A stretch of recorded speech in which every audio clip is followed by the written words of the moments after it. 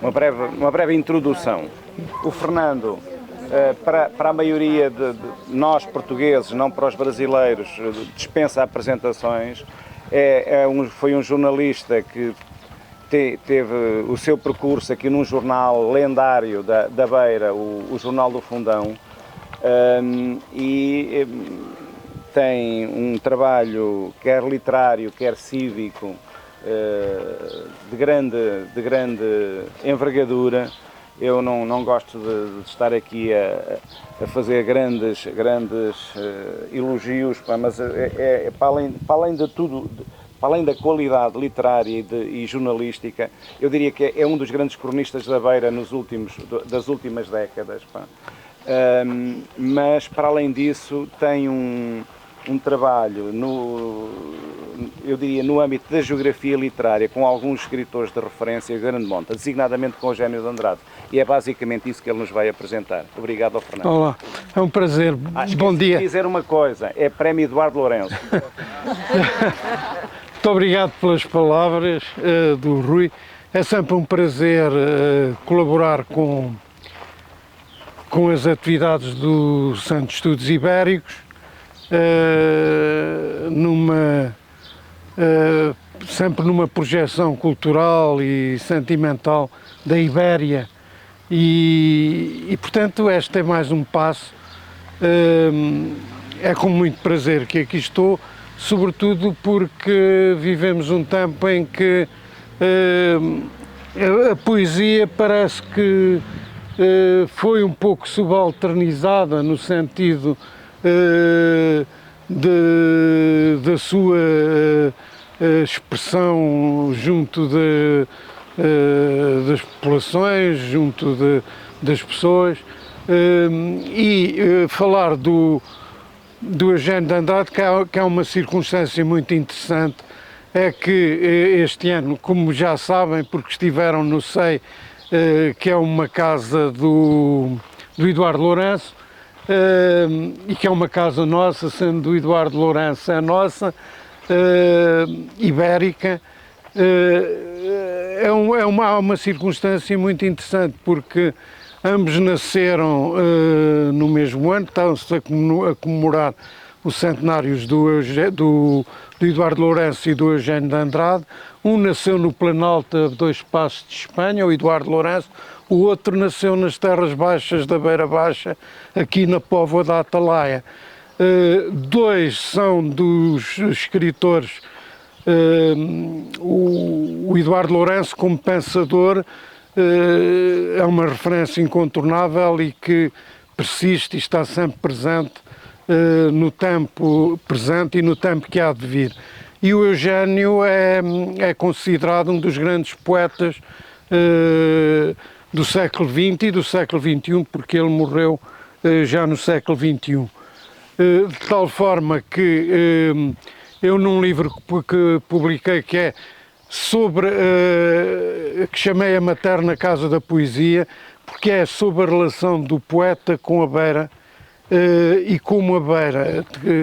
Eu só pude fazer isso porque o acompanhei muitas vezes aqui e percebi os lugares e como as coisas se tinham projetado no tempo, e a Beira está sempre presente no arco temporal de toda a poesia do Eugénio de Andrade.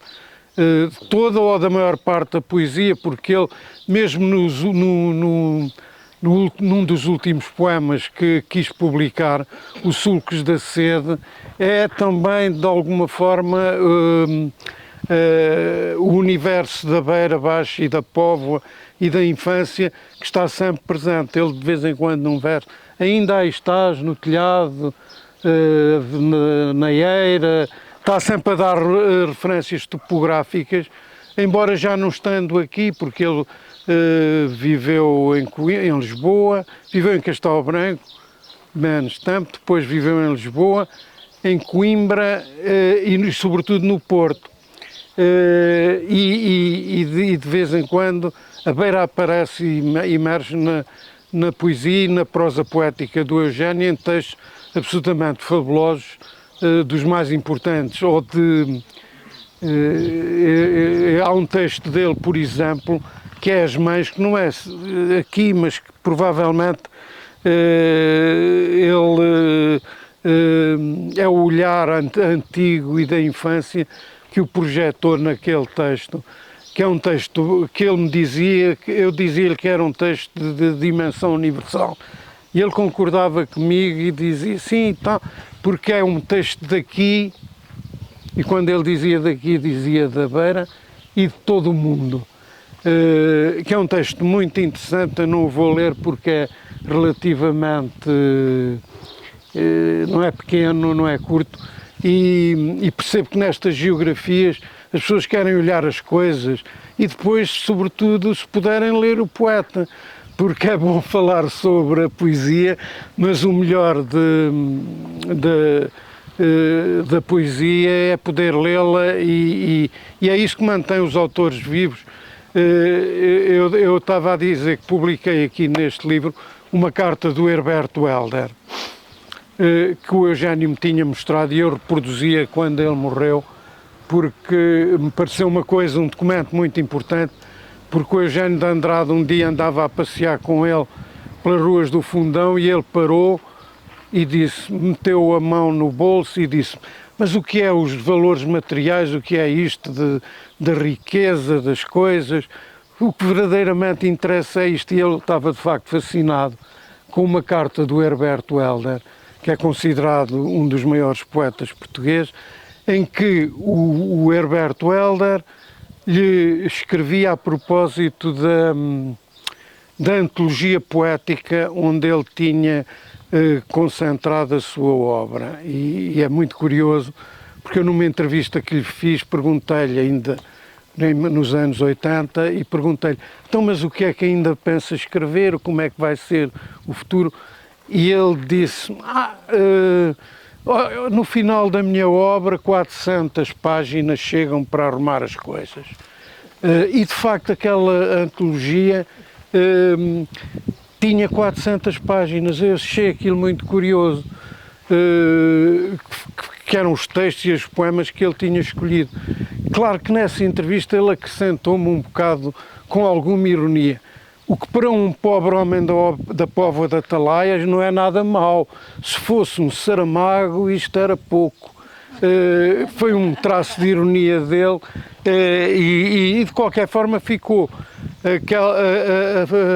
a apreciação do Herberto Helder, que dizia que ele era o maior poeta vivo português, quando publicou a antologia, e dizia esta coisa absolutamente espantosa, que o Cesarini, a Sofia de Melbreiner, que são dois grandes poetas portugueses, a Sofia toda a gente conhece, e eu até fiquei espantado com aquilo que o Herberto escreveu, e ele dizia, ainda eles precisam de rasgar alguns dos versos, você não precisa de rasgar nenhum, estão aqui todos e são bons, e você é o maior poeta. Claro que o Eugénio, ninguém é indiferente a elogios deste tipo e, sobretudo, ele estava um bocado exultante com a carta do Herberto Helder e eu achei, quando ele morreu, que era a melhor forma de o homenagear, era um pouco publicar a carta,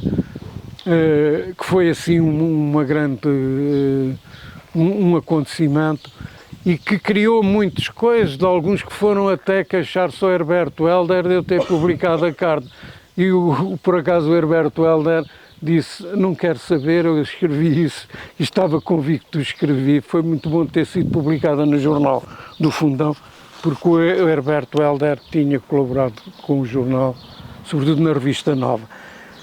Portanto, o Eugénio, esse pobre homem de Póvoa da Atalaia, que se tornou um dos maiores poetas portugueses, andou, ele diz aqui nos textos que escreveu, diz que claramente faz a certidão de verdade disso, que aqui nasceu, ele tem um texto em que diz que numa noite de verão, com o calor que nós agora estamos a sentir, que ele diz que até se mete pelas frinchas mais estreitas da noite, que ouviu uma mulher a cantar, penso que seria na Casa da Era, por onde nós iremos passar, e o Eugénio dizia: estou a falar do nascimento da música e da poesia. Aquilo tocou de tal forma, ele era menino, portanto, ele foi muito precoce, foi um indivíduo, só para dar aqui 2 traços, ele fez instrução primária aqui e em Castelo Branco, salvo erro, que ainda frequentou a escola primária, depois o secundário em Lisboa, mas ele sobretudo conta que a aprendizagem foi ele ter ido para uma biblioteca de Lisboa e ter um caderno para onde copiou toda a obra do Fernando Pessoa, não toda, mas a maior parte dos poemas do Fernando Pessoa, que era um dos seus poetas, e ele muito novo articulou esse afeto com o Fernando Pessoa. Encontrou-se com o António Boto, que foi em Lisboa, que foi outro poeta, e ele era um jovem poeta que ainda não tinha escrito As Mãos e os Frutos, que foi o primeiro livro verdadeiro, porque ele tinha publicado um adolescente que ele depois rejeitou, o Eugénio, quando começou a fazer a poesia, ele levou de facto, eu acho que foi um poeta muito precoce, feito de trabalho, porque ele dizia que a simplicidade era uma coisa de trabalhar a palavra, e nós pudermos ver alguns dos poemas que ele foi emendado, vê-se como aquilo é um ofício de paciência, como ele dizia que era a poesia, que era um ofício de paciência, e nós podemos ver o que era esse trabalho oficinal, para utilizar uma expressão que é mais do Carlos de Oliveira do que do Eugénio de Andrade. E então eu digo muitas vezes que ele levou, e um dos primeiros poemas que ele escreveu é uma canção que vai lá, entronca no velho cancioneiro português, e ele reconhece isso, que é uma canção que é muito curiosa, porque é uma canção que diz assim, vou ver se me lembro disto: tinha um cravo no meu balcão, nós vamos ver balcões aí nas casas da beira, tinha um cravo no meu balcão, veio um rapaz e pediu-me: mãe, dou-lhe ou não? Sentada, bordava um lenço de mão.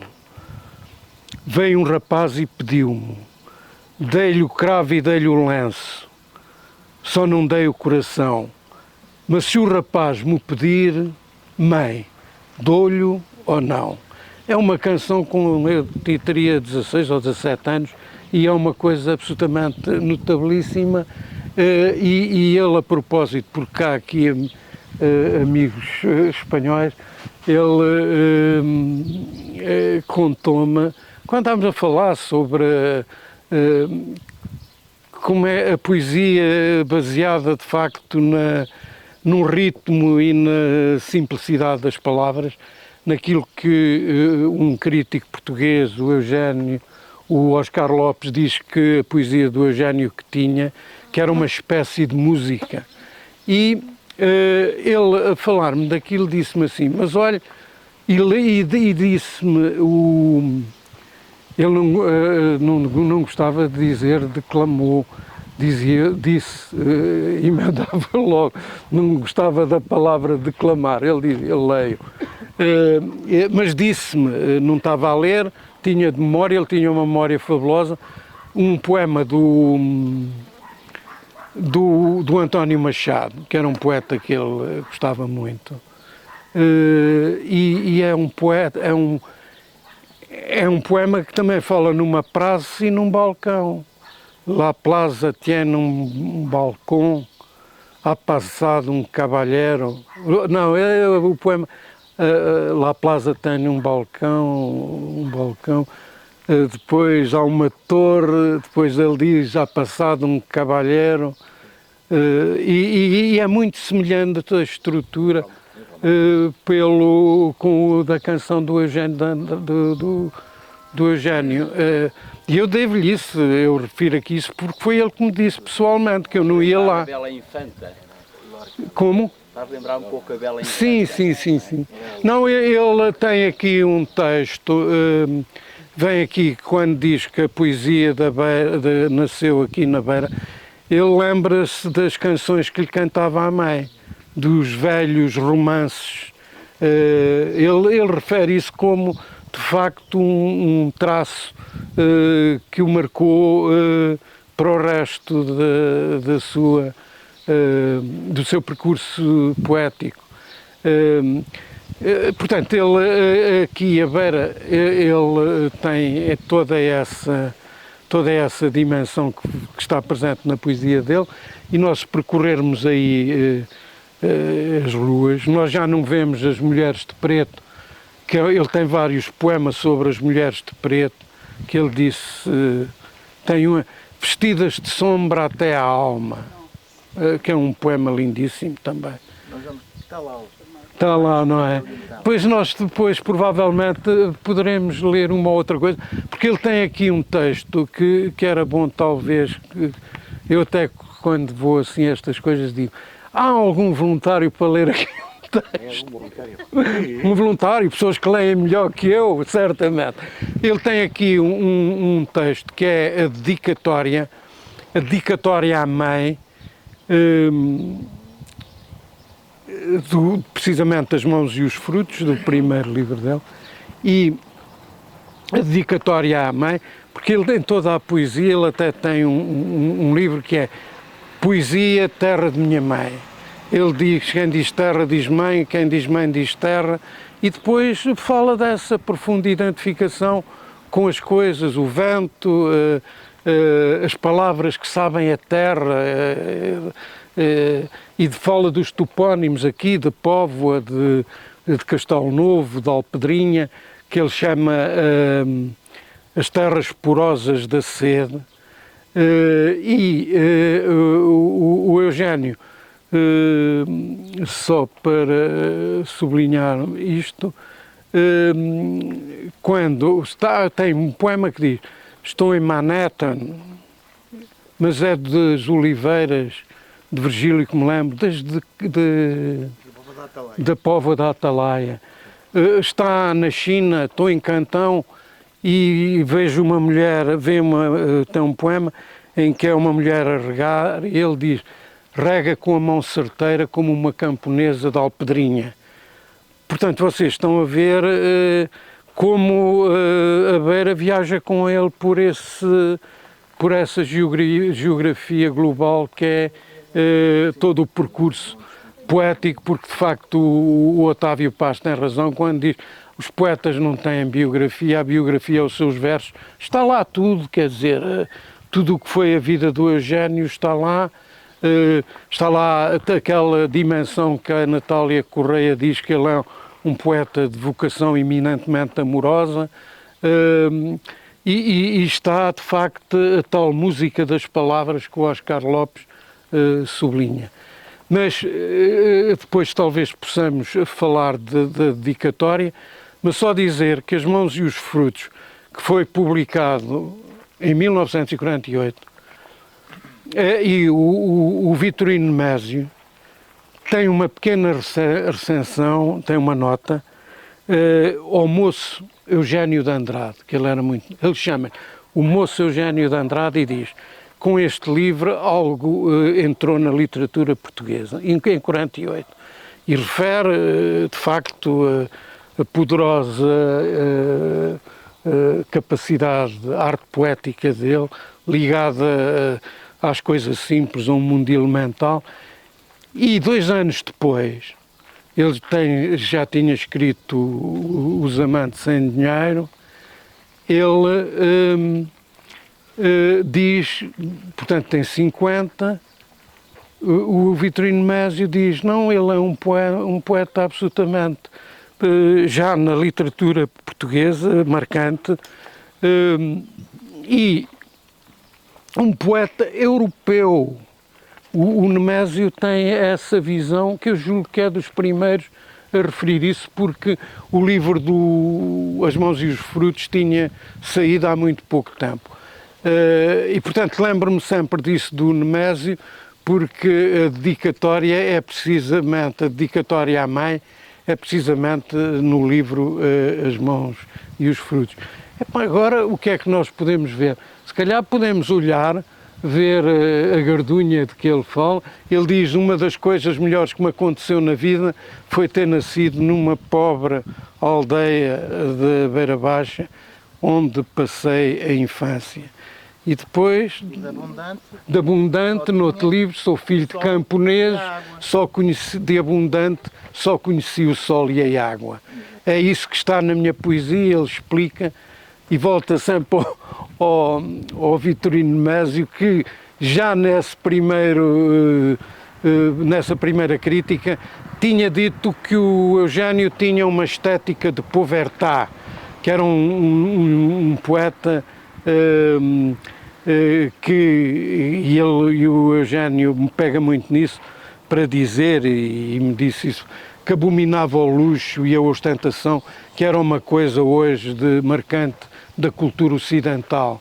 E, portanto, quando o Vitorino Nemésio dizia que era uma estética de Pauvertá, ele achou que era isso que a poesia dele continha, e que o grande escritor do Mau Tempo do Canal tinha descoberto em primeira mão, como dizem os jornalistas quando querem ostentar descobertas. Muito obrigado pela atenção. Eu agora, como disse, acho que vale a pena olhar, ver as ruas, as árvores, as oliveiras de que o Eugénio falava. Não vamos ao poço, porque é o poço das águas negras do pai. Aqui o que o Fernando, a sua magnífica lição que aqui deu. Portanto, há 100 anos, aqui nestes horizontes, nasceu um menino chamado, e muito bem para a retificação, José Fontinhas, que diria depois então seria o grande poeta Eugénio de Andrade. Mas há aqui uma particularidade, eu não concordo muito com essa circunstância, nomeadamente da cronologia, quando é que a beiranidade está na obra do Eugénio de Andrade, porque houve aqui uma ausência. É que o menino José Fontinhas foi filho pai incógnito, e como há aqui muitas geografias, tem muito a ver com a estrutura agrária aqui dos campos de Sul da Beira, tem a ver com o regime de propriedade. E realmente este facto de ter sido pai incógnito, eu, por exemplo, tivemos acesso ao alto nascimento, em que assume-se, por isso simplesmente, filho de pai incógnito. Isto criou realmente, a nível de qualquer criança, aqui na Beira, estão a ver há 100 anos o que é que seria esta mentalidade. E o que foi mais impressionante foi esse sentido feminino que o Fernando estava a dizer, e a ausência do feminino, pai. A ausência do pai, que aliás sabe que é o pai, ou os problemas dos ratos, isso foi sempre qualquer coisa que, em certa medida, determinou muito a personalidade do próprio menino José Fontinhas, que ainda estávamos muito longe do Eugénio de Andrade, mas esse apelo à mãe e ao território dos afetos da mãe é realmente algo muito marcante do próprio Eugénio.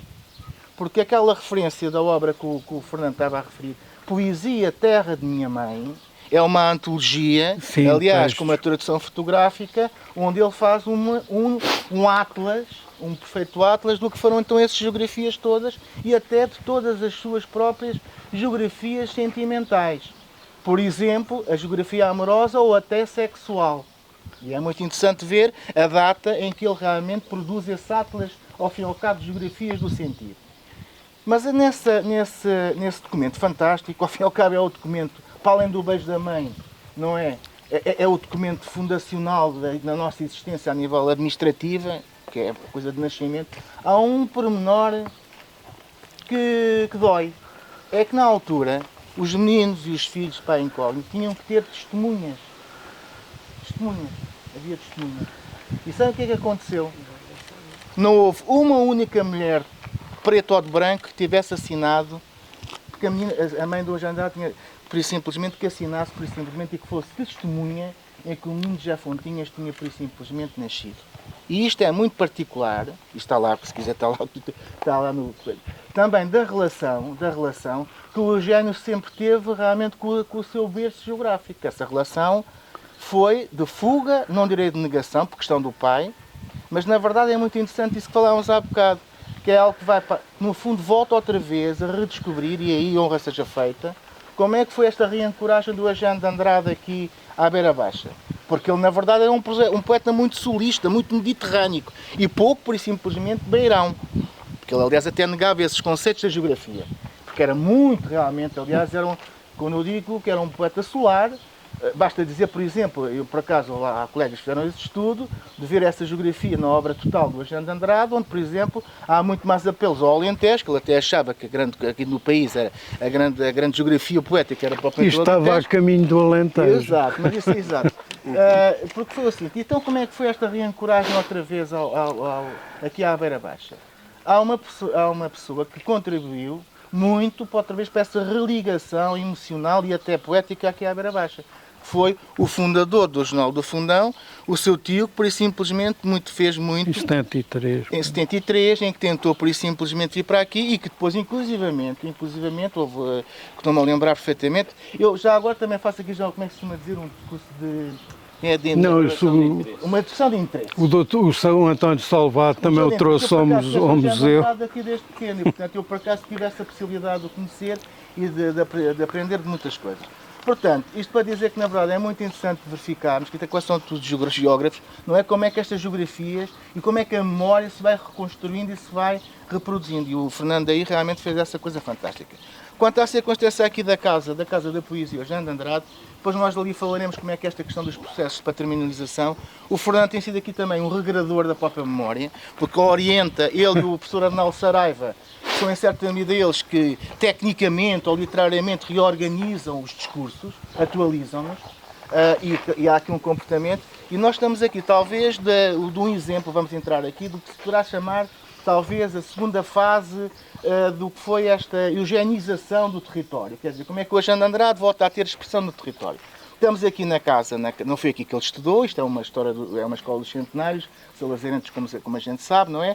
É uma escola curiosa, que é uma escola que ainda tem alunos, mas que já não tem alunos para encher propriamente a escola toda. E então a opção que houve aqui em 2017 foi por simplesmente que a Casa da Poesia Eugénio de Andrade ocupasse esta aula toda.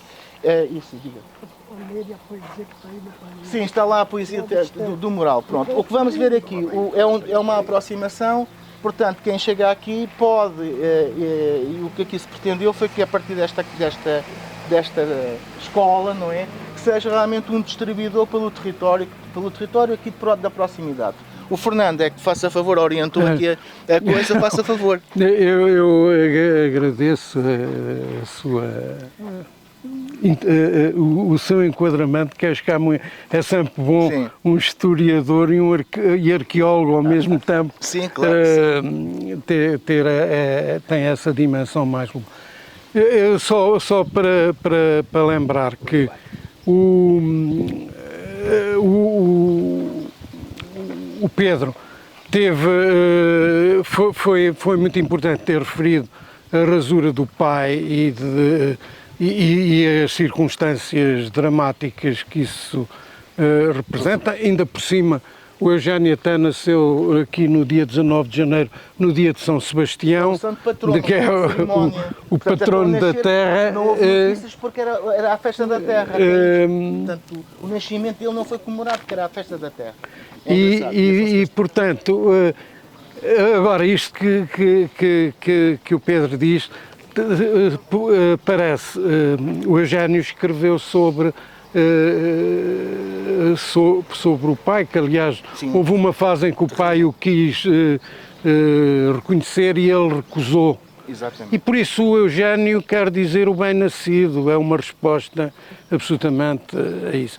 Mas ele tem aqui, sob a Atalaia, tem textos que referem, tem poemas, o Poço das Águas Negras, e tem um texto que ele andava descalço, a mãe andava a regar, salvo erro, e aparece o pai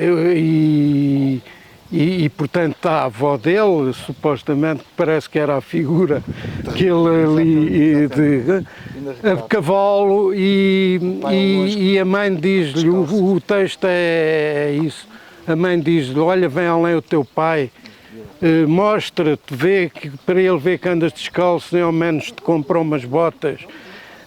E o texto é terrível porque é ele a dizer que ele parou, fez assim uma desculpa, perguntou à mulher que vinha ao lado dele, que era a mãe do pai, a avó, dizer, tens aí algumas moedas, não?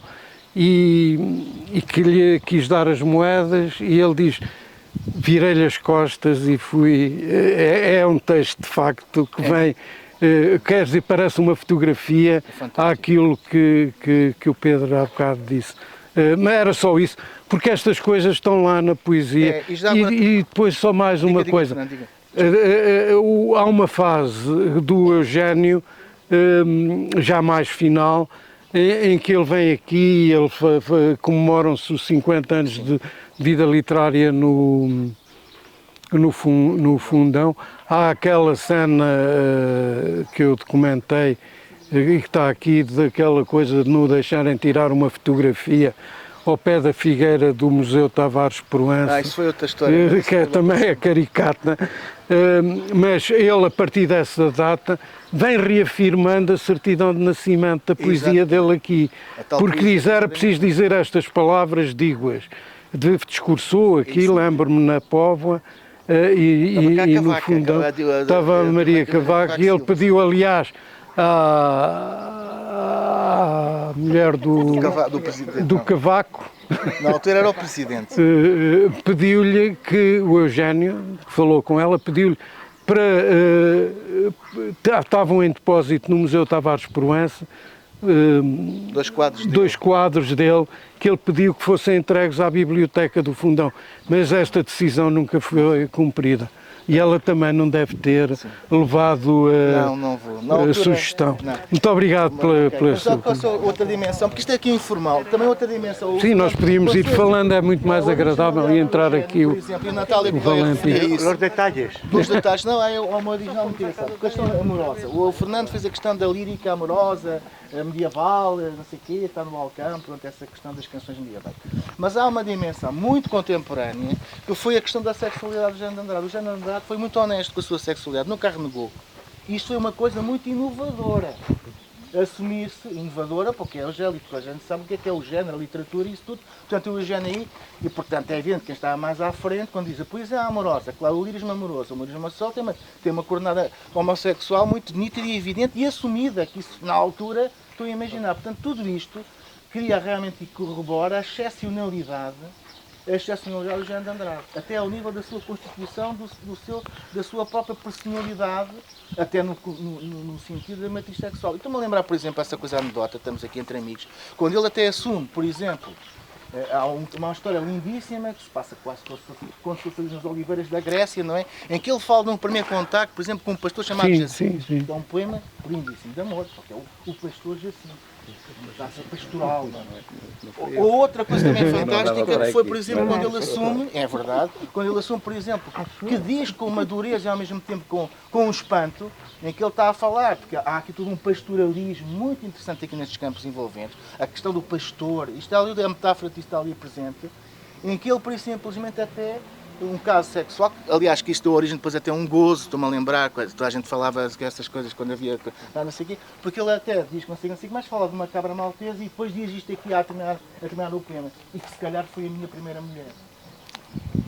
E isto aqui é duro, mas realmente revela uma honestidade da afirmação da sua personalidade realmente única, porque geralmente estas coisas são sempre escondidas e ele, através da literatura, essa diferença realmente assume. Dos preguntas, muy genéricas. Habéis hablado de... Isto é interessante. Mas depois tinha uma dimensão... Yo creo que hay un elemento común en muchos de estos poetas, de Trás-os-Montes, de la Beira, del interior de España, que vuelven a la matriz de la tierra. Exatamente, concordo perfeitamente consigo. Es común, que es cuando Miguel Torga dice que vuelve al Douro, a Trasalmontes, y que no ha encontrado en el espectáculo del mundo las vivencias que él tuvo en la Fraga donde nací. Es común en los poetas actuales esa matriz territorial inspiradora. La segunda pregunta. Los poetas portugueses beben mucho en el modernismo español algo. Tú has citado a Antonio Machado. Y Lorca, y yo creo que Lorca es decisivo. Sí. Porque Lorca rompe con los esquemas entre la recuperación de la poesía del pueblo y una poesía universal, rupturista. Porque Lorca con Poeta en Nueva York, que es un poema, o con los poemas de Cante Jondo, y todos esos son poemas muy difíciles, pero al mismo tiempo de una frescura muy difícil, muy fuertes, muy poderosos, con un mensaje, y Eugenio de Andrade tiene cosas a veces parecidas. Sí. Olha, deixe-me só dizer, o Valentim falou, eu aliás neste livro, eu regresso a ele, peço desculpa, porque fiz um capítulo que é precisamente a relação do Eugénio com o Lorca. Porquê? Porque o Lorca, quando foi assassinado, o Eugénio era mais novo, tinha 13 anos, mas é um dos poemas... Sim, 36. Um dos poemas que é muito solidário e vibrante contra o assassinato do Frederico Garcia Lorca é do Eugénio. Ele fugia um bocado dessas coisas, mas tem também um poema sobre o Che Guevara, sobre o Camarada Vasco, o comum dos homens, sobre o Chico Mendes que foi assassinado no Brasil. Ele de vez em quando o seu incómodo, a sua raiva levava-o a isso. E depois há aquele poema brutal quando foi do assassinato do Pasolini, que é uma coisa que aí também vai ao encontro do que dizia. Mas porque é que eu achei curiosa esta relação com o Lorca? O Lorca tem textos sobre a terra, sobre Fuente de Vaqueros, que são muito semelhantes a alguns textos poéticos do Eugénio. Também sobre a terra, os camponeses. O Eugénio, sou filho de camponeses, venho à procura de um sol de camponeses, uma coisa assim. Outro ponto de contacto, a relação o Lorca e a mãe e o Eugénio e a mãe. Há aqui um cruzamento de circunstâncias de terra, de arte poética e também de respiração popular que os liga muito. Eu só, porque participei nisso, talvez valha a pena aqui, sempre tendo em atenção os nossos amigos espanhóis. Em 85 eu estava com o Eugénio, havia lá um encontro internacional em Praga e andava a passear com ele pela Malastrana, por aqueles sítios que Praga, que é a cidade do Rilke e não sei o quê. O Eugénio levava um conhecimento muito preciso da geografia de Praga, que aliás lhe tinha, que ele depois me deu de um artigo que o Listopá tinha publicado numa coisa sobre geografia, acho que no Porto. 7 chaves para entender Praga. E estávamos a falar sobre Praga e havia uma grande esplanada e ao longe, eu olhei, o Eugénio, vi ao longe, no meio da esplanada, estava um senhor sentado de cabelos brancos, exuberante no gesto, rodeado de gente à volta dele. E o Eugénio diz assim: estão lá o Alberti, vamos lá. Epá, eu fui atrás dele. O que é curioso nisso, o Eugénio chegou lá, disse quem era, o Alberti olhou para ele e disse: as traduções do Lorca. O gajo lembrava-se das traduções do Alberti e da relação, da ligação do Eugénio com a poesia espanhola. Foi um acontecimento muito interessante, porque o Alberti na altura era o grande emblema da poesia. Da poesia. Exatamente. Muito obrigado, é só isso que eu queria acrescentar, porque a conversa são como as cerejas são como as histórias, olha.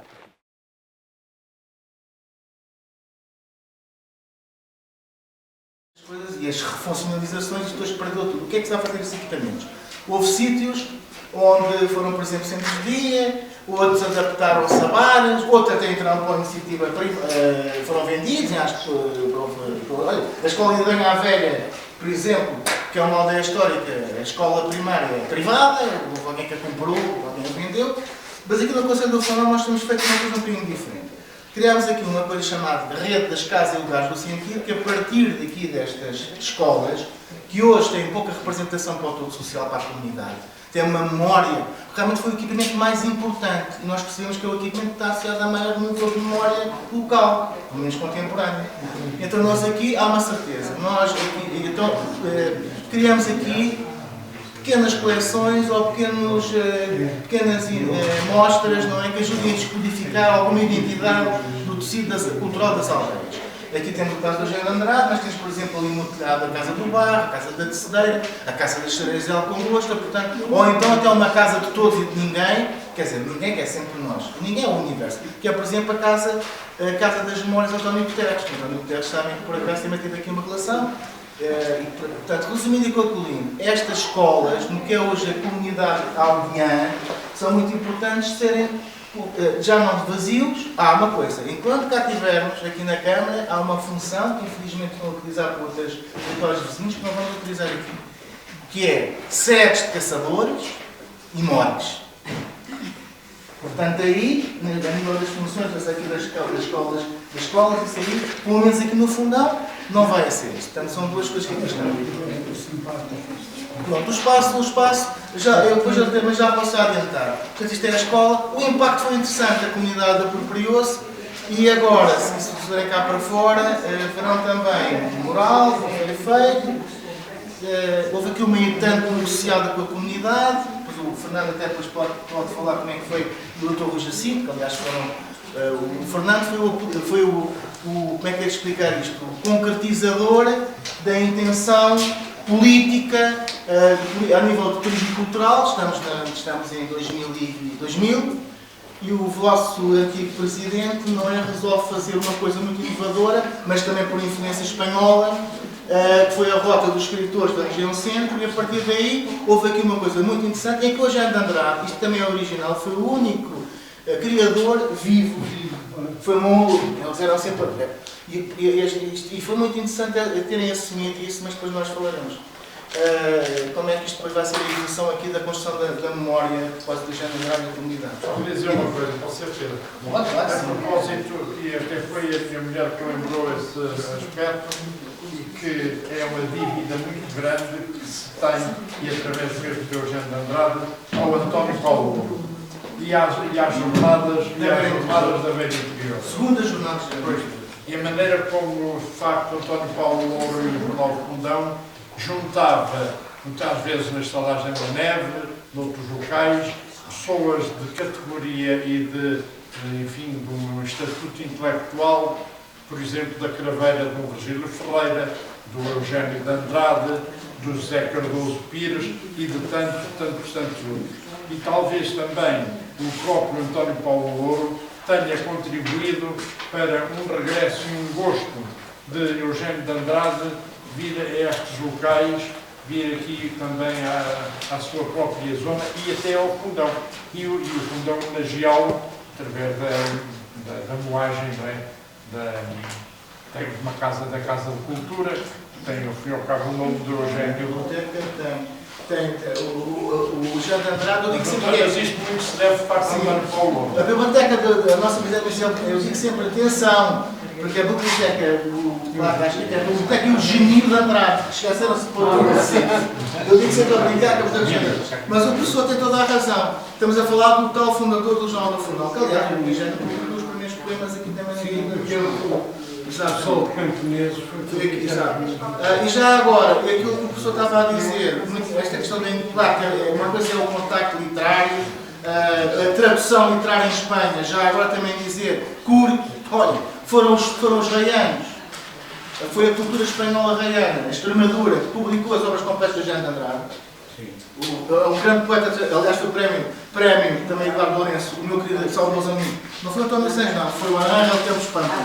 O Ángel Campos Pampan é o Ángel Campos Pampan que nós, que a cultura deve a tradução das obras completas do Jean de Andrade, publicada pela Editora Regional de La Extremadura. Não foi o centro académico lá de Madrid. Mas isto dizer que nesse... Mas foi assim mesmo. Mas também dizer que as jornadas da Beira Interior em Monfortinho, com o Sr. António Fernandes, aliás também esteve lá, e o Eugênio fez um dos momentos mais fantásticos. Eu estou a vê-lo, vestido todo branco, um recital que toda a gente, eu pus toda a gente a chorar naquele recital, lembra-se, Fernando? Aquilo não Foi onde disse pela primeira vez, o texto das mães, que eu tinha inventado a história do texto das mães, e depois houve aqui uma coisa, na altura ainda estávamos com as fronteiras fechadas. Não tínhamos estado a Europa. Pedro, e a relação familiar? É isso que eu ia dizer. É que ele depois, toda a gente ficou muito espantado. Porquê? Porque ele assumiu que as origens dele, a avó era de Valverde del Fresno, Valverde do Fresno, não é das línguas. E outra coisa, é um poema que ele tem, chama-se Valverde del Fresno, e é a primeira vez que aparece porque ele realmente tem uma natureza morta positiva, porque os frutos, lá está a palavra dos frutos, porque é muito interessante, aliás, os frutos, e há um fruto que hoje é um símbolo de identidade que se deve em que ele realmente para a geografia transforma de Valverde del Fresno, que é, sabe qual é que é o fruto? O fruto de cereja. É a primeira vez que aparece a palavra cereja num poema do Eugênio de Andrade. Portanto, estão a ver cá aqui, isto é tanto a tudo relação nas coisas aprendem. Pedro, só para dizer, eu registro isso no livro, porque a relação com a Beira do Eugênio, é verdade que o jornal não mostrou muito bem, mas há outras pessoas que eu registro aqui. O Eugênio veio ao Museu Tavares de Proença quando o poeta António Salvado era o diretor, e veio à Cova. Veio o Arnaldo Saraiva. E depois veio outra vez com o Ernesto Veiga de Oliveira. Um bocado clandestinamente. Depois é que a relação se normalizou. Eram relações ressentidas, como a do Carlos Pires da Beira. Deserto de pedras, padres e pedidos. Ele com padres e pedidos, pedras. Não, isso não. Não, isso não é um mito.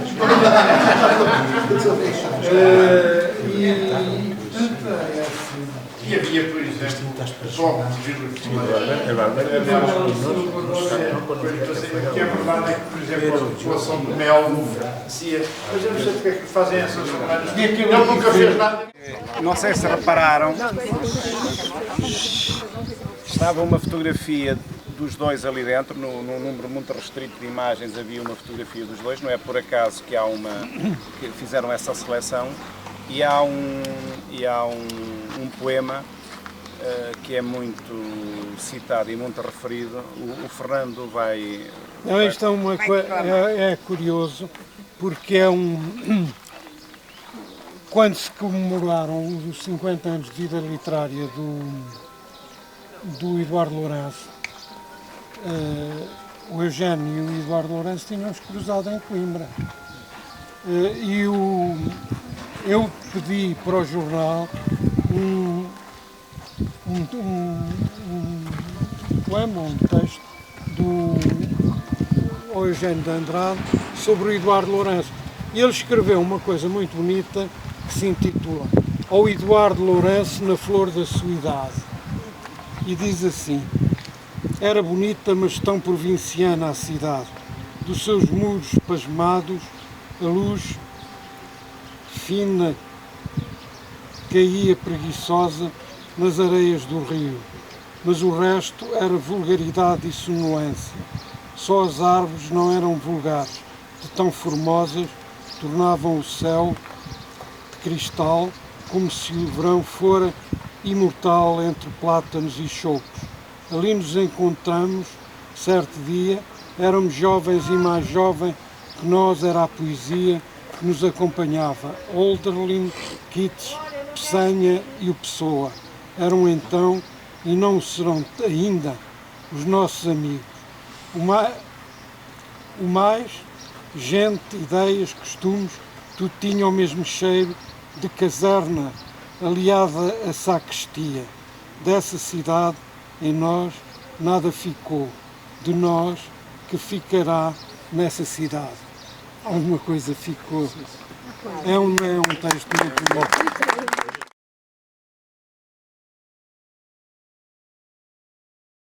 Vou só ler aqui a dedicatória, que é um texto, mas em que ele fala destes lugares à mãe, que é da dedicatória das mãos e os frutos, que eu acho que é um texto muito bonito e que tem aqui indicações topográficas.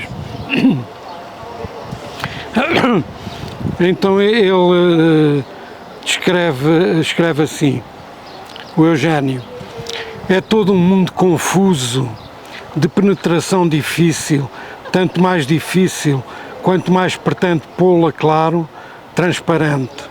Não sei se houve primeiro lágrimas ou o som do harmónio. Em todo o caso, lembro-me de duas casas, uma na eira, outra no adro, que era aqui. Sei que as lágrimas e as estrelas eram na casa da eira e a música de harmónio na casa do adro.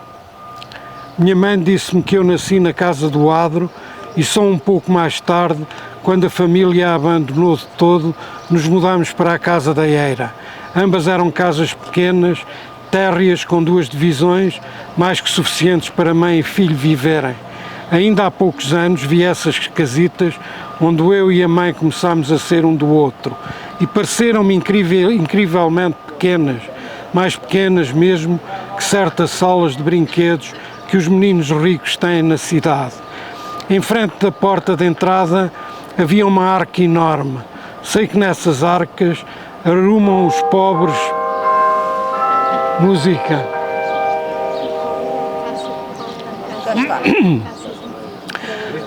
Arrumam os pobres tudo o que têm e a roupa do Não. Em frente da porta de entrada havia uma arca enorme. Sei que nessas arcas arrumam os pobres tudo o que têm. A roupa do corpo, a roupa da cama, o milho para moer, o pão e a faca embrulhados num pano de linho grosseiro. Lembro-me do cheiro que sai da arca ao abrir. É um cheiro forte, são de frutos naturais que a terra dá. Ora, um dia, quando me aproximei da arca, sabe-se lá, para dar a entender a minha mãe que queria pão, estava lá em cima uma coisa que eu nunca tinha visto. Em bicos de pés deitei-lhe a mão e puxei. Então o que sucedeu foi maravilhoso.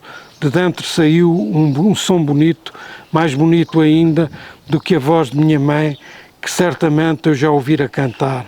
A mãe era nesse tempo uma mulher triste. Da casa da eira só me lembro do quartito que dava para a cozinha. Um tabique separava-nos da casa da Tiana, uma velhota a quem minha mãe às vezes me deixava aguardar. Foi nesse quarto que a mãe me ensinou a rezar. Senhora Santana, tapai-me com um véu, que eu sou pequenino, levai-me para o céu. Mas eu gostava mais de me meter com a velhota do que das orações. Oh Tiana, Tiana, faça-me um favor. Que é? Perguntava a boa mulher, fingindo de ignorar a resposta. Empreste-me a pele para fazer um tambor. Mas isso foi bastante depois. Antes das orações e das brincadeiras com a Tiana, lembro-me das lágrimas. Nunca mais voltei a chorar assim. Certa manhã, acordei sozinho em casa. Acordei a chorar. Oh mãe, mãe, mas a mãe não vinha. Não havia mãe, havia só a porta fechada. Oh mãe, mãe, e a casa deserta. Pelas frinchas largas da porta, via a manhã lá fora. Era uma manhã de sol quente, talvez de julho, talvez de agosto. Devia haver medas de palha na eira em frente, mas os meus olhos mal viam, estavam cerrados de água, de angústia. Oh mãe, mãe, e de repente, na manhã clara, começaram a cair estrelas pequeninas, estrelas verdes, vermelhas, estrelas de ouro. As lágrimas caíam pela cara. Oh mãe, mãe, o nariz esmagado contra a porta, os olhos muito abertos, vendo atrás das frinchas as estrelas caindo umas atrás das outras. Oh mãe, mãe, e ninguém me abriu a porta para apanhar as estrelas, nem mesmo tu, mãe, pois a essas horas andavas a ganhar o pão para a boca daquele que hoje te oferece estes versos. É a dedicatória, eu penso que é uma das melhores ou mais bonitas dedicatórias da literatura portuguesa. Muito obrigado. Agora vamos à casa da Era, que isto de facto está um calor. Aqui estava bem, estava só.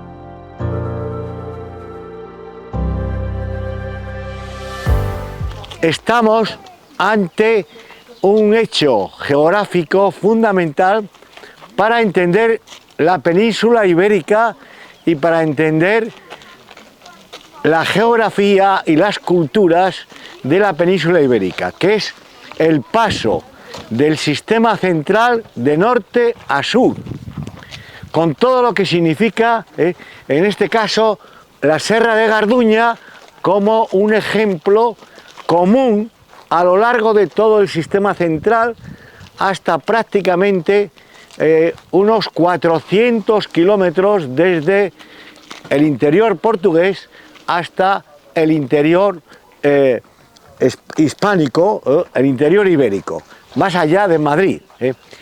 Lo fundamental es que el sistema central aquí hace a la vez de contraste entre el norte y el sur, de contraste en términos climáticos, de contraste en términos históricos de ocupación del territorio, y eso da lugar a toda una serie de hechos que se repiten al norte y al sur.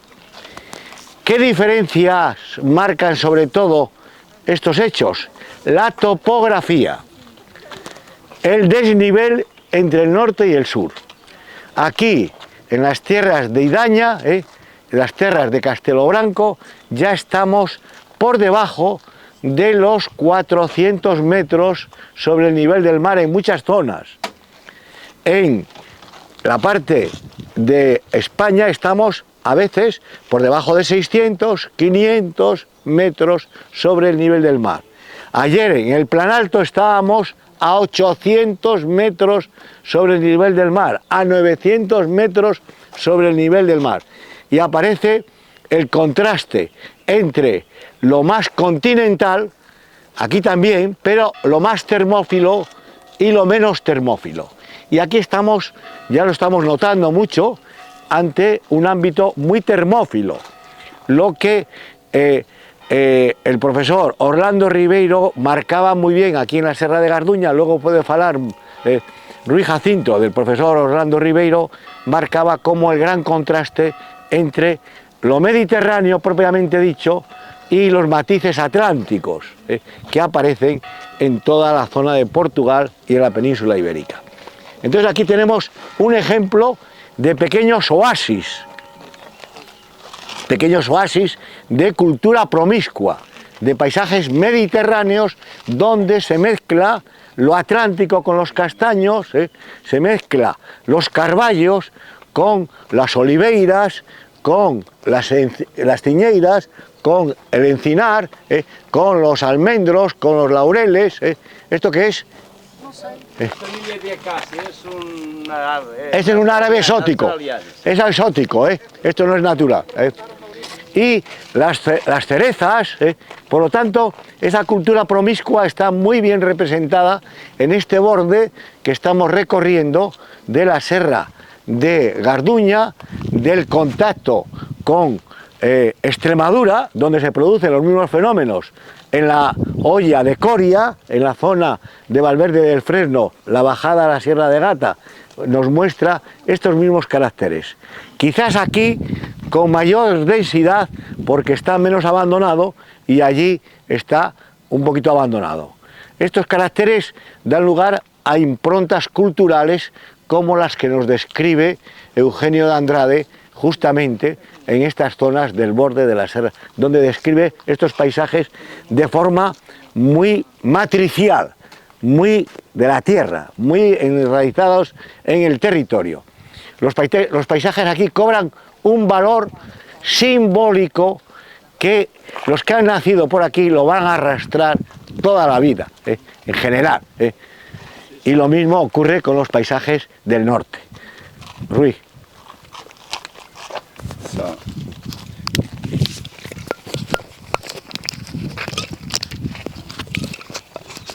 Desculpa lá. Não, é só, o Valentim já disse tudo. Opa. Se quiser um desastre.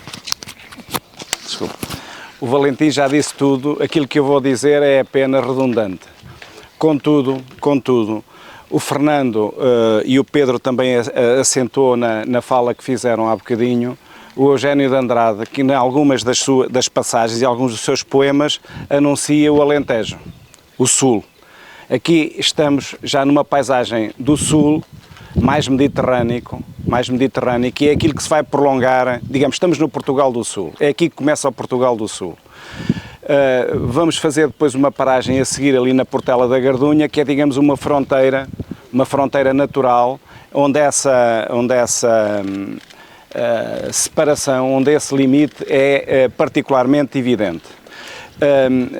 Fazendo aqui um apontamento, ligando à literatura, eu julgo que há para além do Eugénio de Andrade, que estamos aqui a evocar e bem, temos que complementar com outros escritores e com outros poetas, sobretudo aqui da Beira Baixa, porque estamos aqui numa paisagem de, digamos, de fundos, de horizontes profundos, que evocam, e sobretudo os que mais escreveram e evocam a Beira, e aqui queria destacar fundamentalmente dois.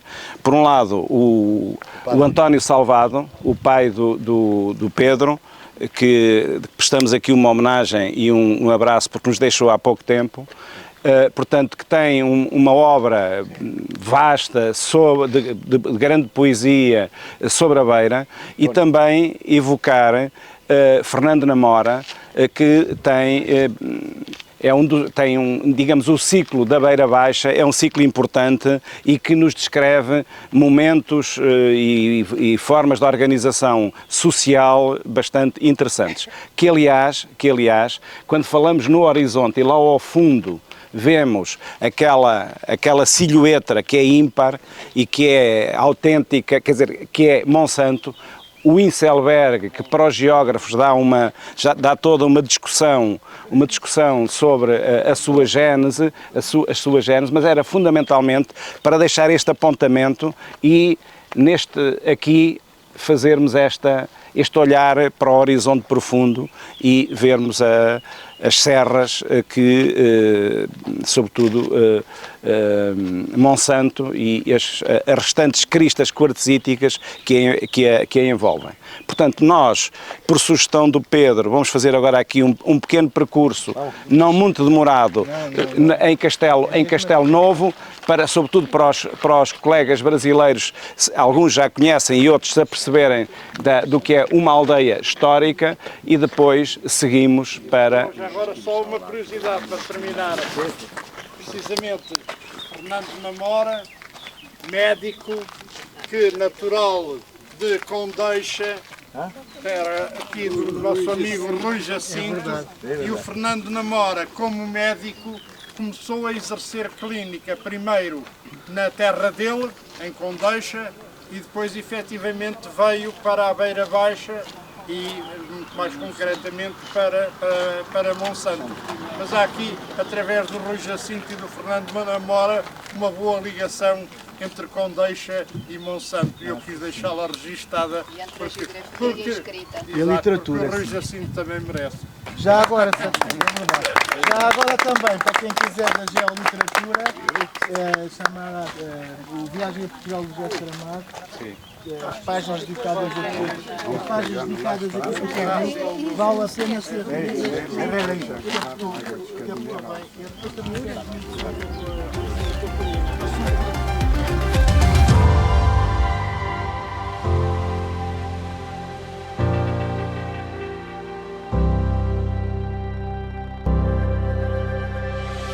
Então, boa tarde a todos. Antes de mais, eu tenho que pedir desculpa pela minha voz, não é? Porque estou realmente muito rouca. Mas bem-vindos a Belmonte. O meu nome é Susana Miranda. Deixem só passar o outro grupo, peço desculpa. Está a passar só mais um grupo? Está mais um grupo. Sim. E então, não sei se é a primeira vez que visitam Belmonte, se não, já conhecem um bocadinho da nossa história. Então, Belmonte é conhecido por dois grandes temas. Um é a terra natal de Pedro Álvares Cabral, foi aqui que Pedro Álvares Cabral nasceu no Castelo de Belmonte, em 1467 ou 68, e foi realmente uma figura muito importante dos descobrimentos portugueses. Também somos conhecidos por ser a terra dos judeus. Belmonte tem uma comunidade judaica ativa, neste momento apenas com cerca de 50 membros da comunidade, tem uma sinagoga onde eles prestam o seu culto. A comunidade judaica de Belmonte é particular porque viveu durante séculos em segredo e por isso é que são conhecidos por serem os últimos cripto-judeus, ou seja, viveram em segredo durante séculos. Mas no Museu Judaico a minha colega vai falar um bocadinho mais sobre esta situação. Belmonte, para quem não conhece, viveu durante muito tempo com a indústria têxtil, era realmente o motor da economia, mas finais dos anos 80, inícios dos anos 90, houve a falência das fábricas de confecções e foi necessário impulsionar a economia de uma outra forma. O que é que o município decidiu fazer? Decidiu aproveitar a sua história, requalificou os monumentos, os edifícios ligados à família Cabral e outros não, e neste momento nós temos 5 museus para visitar em Belmonte e o castelo também com salas musealizadas onde temos exposições temporárias. Passo a referir aqui, nós estamos neste edifício que é a Tulha dos Cabrais, um edifício do século XVIII ligado à família Cabral, e funciona o Ecomuseu do Rio Zezer. O Ecomuseu foi o primeiro museu a ser inaugurado em Belmonte em 2001 e tem o percurso do rio desde a nascente até à foz. O Rio Zezer nasce na Serra da Estrela, desagua em Constância e são 240 km de rio que percorremos aqui no interior deste edifício. Hoje não vamos ter a oportunidade de visitar, mas numa próxima visita também aconselho a visita. Em frente temos o Museu dos Descobrimentos e aí sim um museu dedicado inteiramente a Pedro Álvares Cabral e dedicado à descoberta do Brasil. Este museu é um museu interativo, tem 16 salas e é realmente uma homenagem a este grande descobridor. Depois, no final da rua, também quando descemos no Parque dos Autocarros, temos o Museu do Azeite, que era o antigo lagar do azeite, e lá também, se tivermos ainda a oportunidade no final do dia, também podemos entrar e fazer a prova dos azeites da região. Nós vamos percorrendo a rua e eu vou passando em alguns locais importantes, vamos passar em frente à estátua de Pedro Álvares Cabral, vamos iniciar a nossa visita pelo Museu Judaico, onde estará a minha colega também para fazer a explicação, e terminamos então no Castelo e na Igreja de Santiago, no Panteão da família Cabral. Vamos então fazer a nossa visita. Obrigado. Podemos? Pronto, então não sei se me conseguem ouvir, eu não consigo mesmo falar mais alto, eu peço desculpa.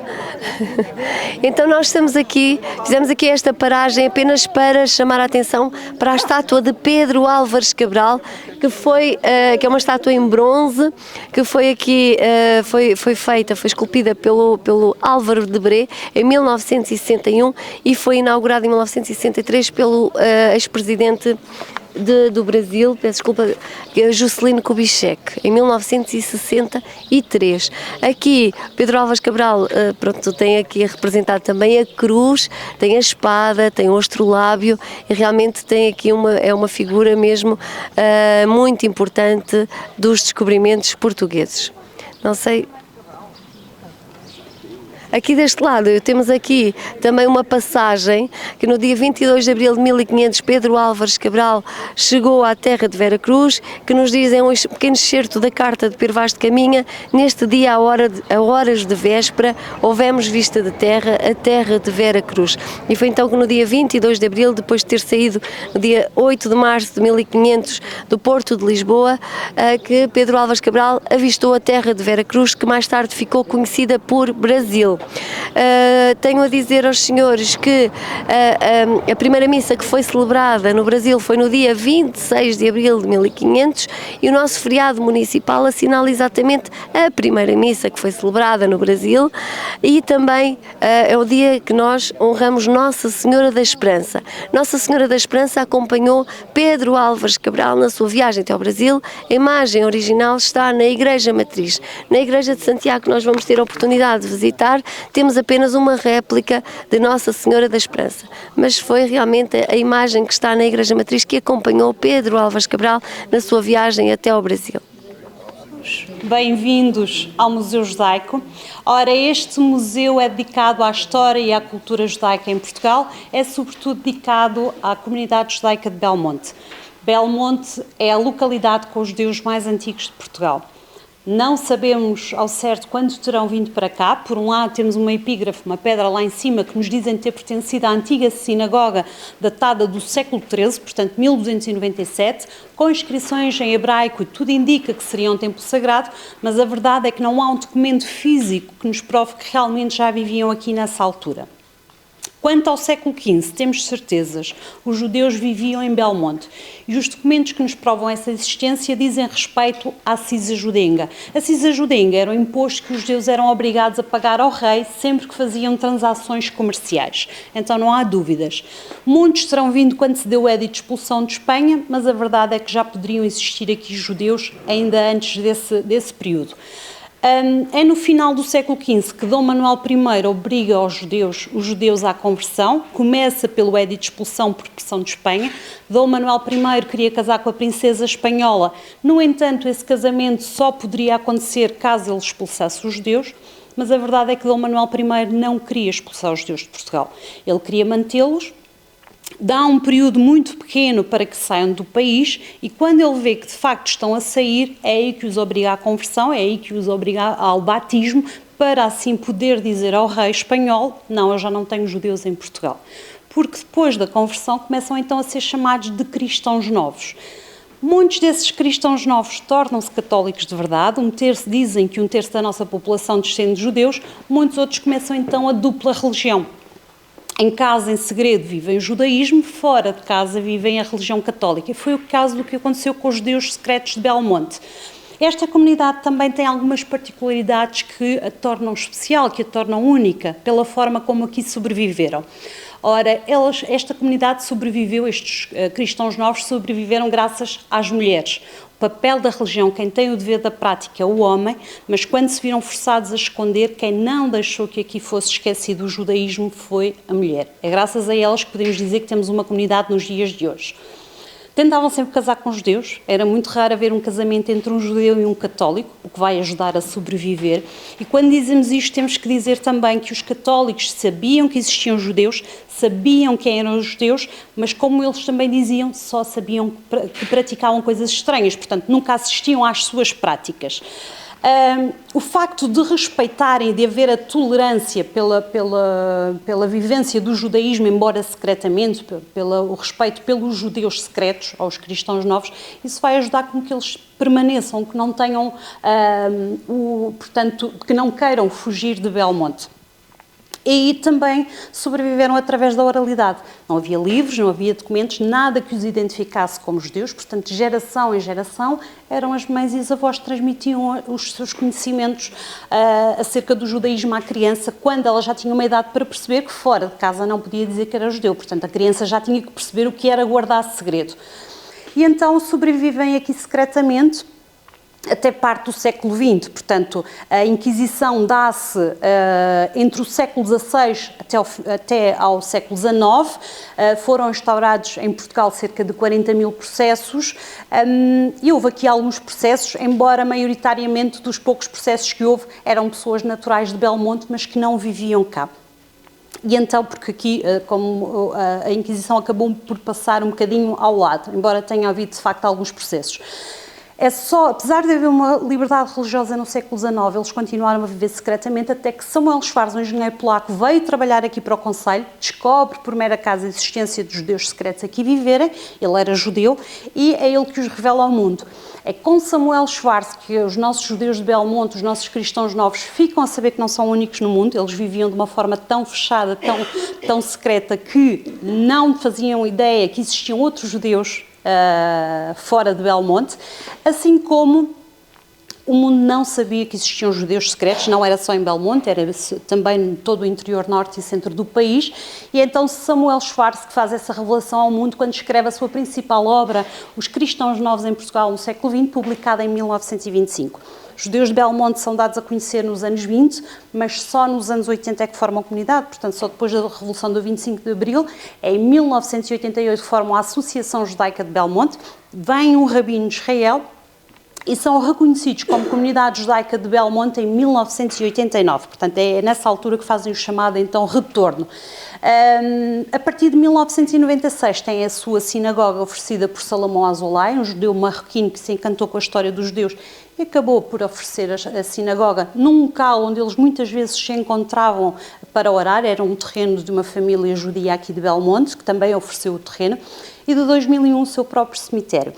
Atualmente temos uma comunidade muito pequenina, 45 judeus, e, no entanto, eles ainda conseguem manter o minyan. O minyan é, no mínimo, 10 homens dentro da sinagoga para que haja práticas. Portanto, eles conseguem aqui praticar todos os shabbats, todos os sábados e todas as celebrações judaicas.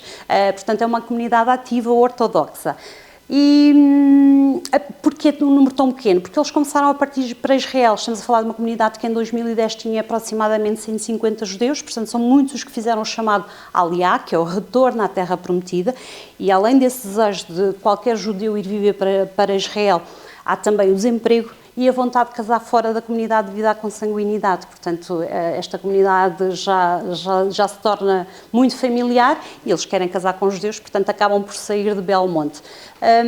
Este é um bocadinho da história dos judeus de Belmonte e é o que contamos aqui no nosso museu. Não sei se tem alguma questão que queiram colocar. Não? Pronto, no final, caso tenham alguma questão, estejam à vontade para colocar. Agora, subindo ao primeiro andar, na primeira parte são objetos do judaísmo em geral, falamos depois na origem da nossa comunidade e então no criptojudaísmo. Portanto, cripto vem de segredo, na vivência do judaísmo secretamente por parte da nossa comunidade.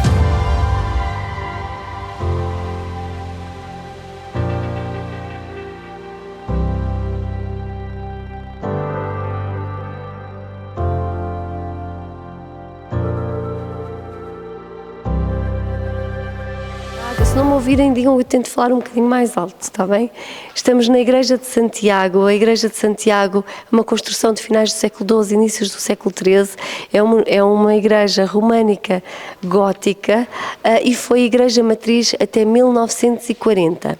Em 1960, quando decidiram fazer obras de requalificação aqui da igreja e ao retirarem os altares, encontraram estes frescos datados de séculos diferentes. Aqui o mais antigo é este aqui do lado direito dos senhores, exatamente, em que a única imagem que conseguimos identificar na perfeição, a imagem de Santa Luzia. As outras duas imagens que estão ao lado supõe-se que sejam de São João Batista e São Domingos, mas não há certezas. E estes frescos datam do século XV. Aqui ao centro temos um tríptico que do lado direito identificamos São Pedro, na parte central Santiago, não é? Que é o santo padroeiro também de Belmonte, a par de Nossa Senhora da Esperança, e do lado esquerdo temos então a imagem da Virgem com o Menino, que nós dizemos também que retrata Nossa Senhora da Esperança. Estes frescos são então imagens do século XVI. Nas laterais temos frescos do século XVII e fazem-nos lembrar aqui uns bordados da nossa região, que quem conhece a região sabe que Castelo Branco tem uns bordados com imagens vegetalistas também muito semelhantes aqui a estes frescos do século XVII.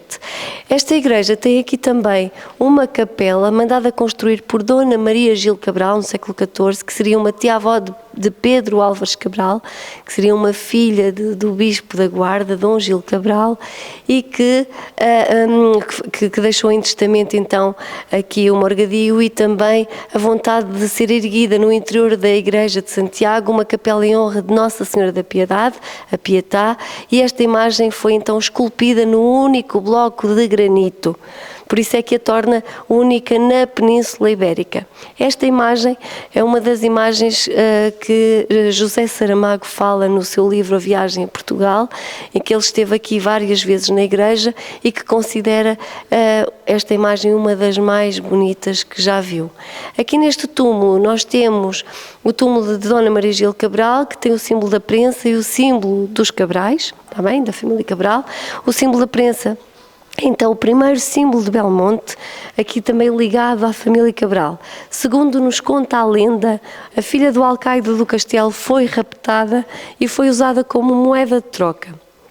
Os inimigos raptaram a menina e disseram ao alcaide então que ele teria que entregar o seu castelo. Mas o alcaide não fez o que os inimigos pretendiam e a filha do alcaide foi então morta numa prensa de azeite.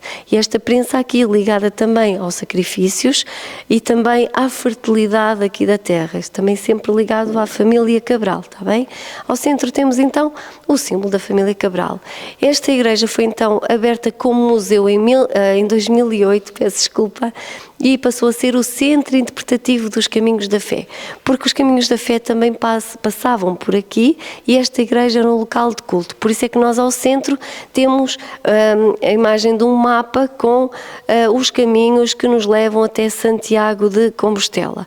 Deste lado, peço desculpa aqui, temos também aqui um arco gótico, que temos a imagem de Nossa Senhora da Esperança. Esta imagem é uma réplica feita no século XX por um artista aqui de Belmonte pronto, é esta imagem que normalmente sai nas procissões. Esta imagem é de madeira, é muito mais leve do que a imagem original. E lá em cima voltamos a ter novamente o símbolo da prensa e também ao centro o símbolo dos Cabrais. Neste púlpito temos então também o símbolo dos peregrinos de Santiago. Nós agora vamos passar para o panteão da família Cabral. Tenham só aqui atenção a esta passagem, por favor, que é a capela anexa à Igreja de Santiago, mandada construir então pelos pais de Pedro Álvares Cabral. Atenção aqui, pode passar por cima, está bem?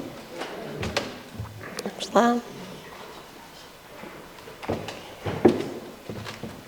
Eu vou passar por esse. Atenção aqui. Pronto, então, como eu estava a dizer, esta capela é a capela que é o panteão da família Cabral, a capela anexa à Igreja de Santiago, mandada a construir pelos pais de Pedro Álvares Cabral no século XV e funcionou como capela privada da família Cabral até bem tarde. Depois foi transformada em panteão dos Cabrais, onde estão sepultados os familiares de Pedro Álvares Cabral.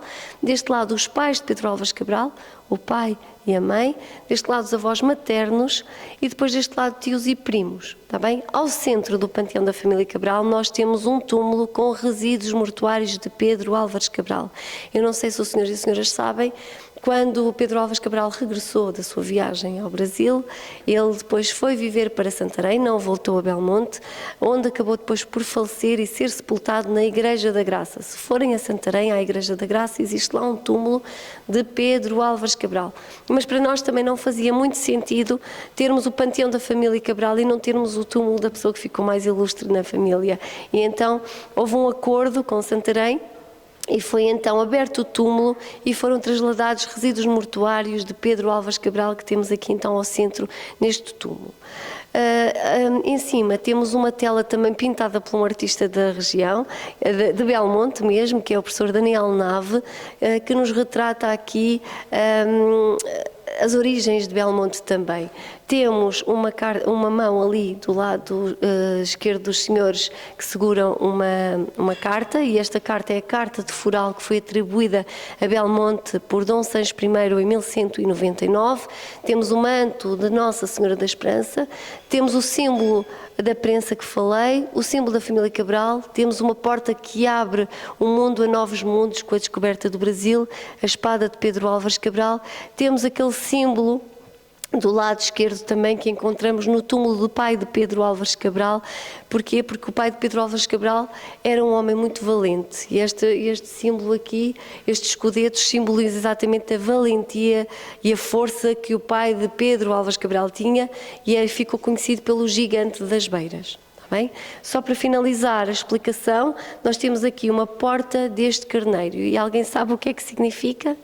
A porta deste carneiro então era mesmo uma porta, e aqui carneiro vem de carne, carne em decomposição. Os corpos, quando havia uma morte, um falecimento, eram colocados aqui dentro, entravam em decomposição, e só depois as ossadas eram trasladadas para os túmulos, está bem? Por isso é que aqui este carneiro é realmente de carne de decomposição. Pronto, não sei se alguém tem alguma questão que queira colocar. Estamos agora, eu vou falar aqui, vou tentar falar então sobre o Castelo de Belmonte. O Castelo de Belmonte também é uma construção de finais do século XII, inícios do século XIII, sofreu várias alterações ao longo do tempo e teve duas importantes funções ao longo da sua vida: a função militar, como a maioria dos outros castelos, e a partir do século XV até ao século XVII passou a ser residência oficial da família Cabral, e foi em 1467 ou 68 que Pedro Álvares Cabral nasceu no Castelo de Belmonte. Quero fazer referência também à janela manuelina, que é realmente muito mais bonita vista do exterior do que do interior, e também referência a esta cruz feita em pau-brasil, que simboliza a primeira missa que foi celebrada no Brasil no dia 26 de abril de 1500, e como eu expliquei na estátua de Pedro Álvares Cabral, no dia 26 de abril é o nosso feriado municipal. Está bem? Pronto. Uma breve explicação, sei que já estão sem tempo, se tiverem alguma questão que queiram colocar, disponham. O castelo atualmente tem um anfiteatro também no interior, onde fazemos espetáculos no verão, exatamente, e temos 3 salas musealizadas que estão preparadas para receber exposições temporárias, está bem? Pronto. Muito obrigada por terem vindo a Belmonte, uma boa viagem para todos, e voltem sempre com mais tempo, está bem? Obrigada, obrigada.